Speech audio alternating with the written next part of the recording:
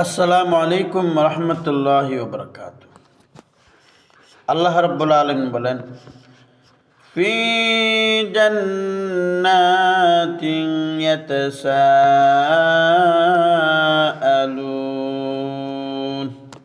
ফি জান্নাতি ইয়াতাসাআলুন, যারা জান্নাতে অবস্থান করবে সেখানে তারা জিজ্ঞেস করবে, প্রশ্ন করবে। কাদেরকে? যারা জাহান্নামে থাকবে তাদেরকে, অর্থাৎ আনিল মুজরিমিন, অপরাধীদেরকে।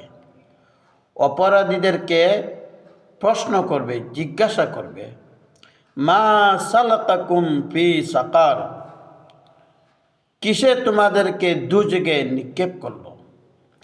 তোমরা কোন কারণে জাহান্নামী হলে? প্রশ্ন করবে কারা? জান্নাতীরা জাহান্নামীদেরকে। এবার জাহান্নামীরা বলবে,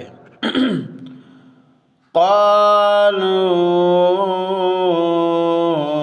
লাম নাকু মিনাল মুসাল্লিন। ক্বালু,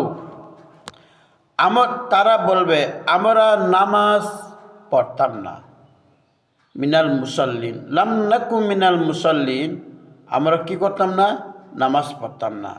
এই অপরাধের কারণে আমরা জাহান্নামী হলাম। আর কোন কারণ? কয়েকটা কারণ। এর মধ্যে এক নম্বর হচ্ছে নামাজ না পড়ার কারণে জাহান্নামী। 2 নম্বর অপরাধ হচ্ছে ওয়ালাম নাকু নুতইমুল মিসকিন, এবং অভাবীদেরকে খাবার দিতাম না। আমরা নিজে খাইতাম, কিন্তু অভাবী যারা তাদেরকে খেতে দিতাম না। 2 নম্বর। 3 নম্বর হলো ওয়াকুন্না নাখুদু মাআল খাইদিন, সত্যর বিরুদ্ধে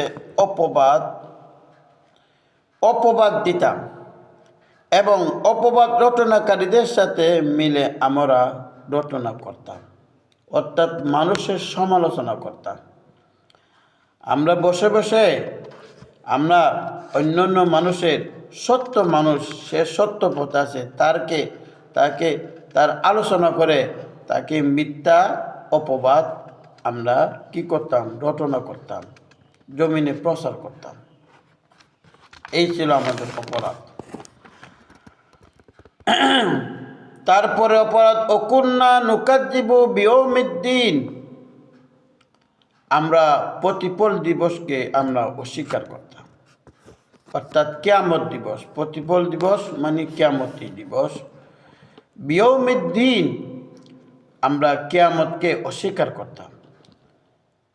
এবং ওই সমস্ত আমল হাত্তা আতানাল ইয়াকিন, আমরা মৃত্যুর আগ পর্যন্ত এই অবস্থায় আমাদের ছিল।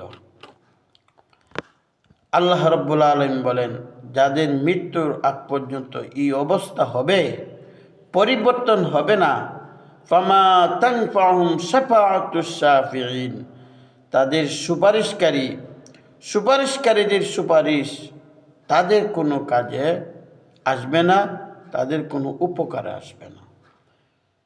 কিয়ামতের দিন যাদেরকে আল্লাহ রাব্বুল আলামিন সুপারিশ করার জন্য অনুমতি দিবে, তাদের সুপারিশ ওই সমস্ত পাপীদের কোনো কাজে আসবে না।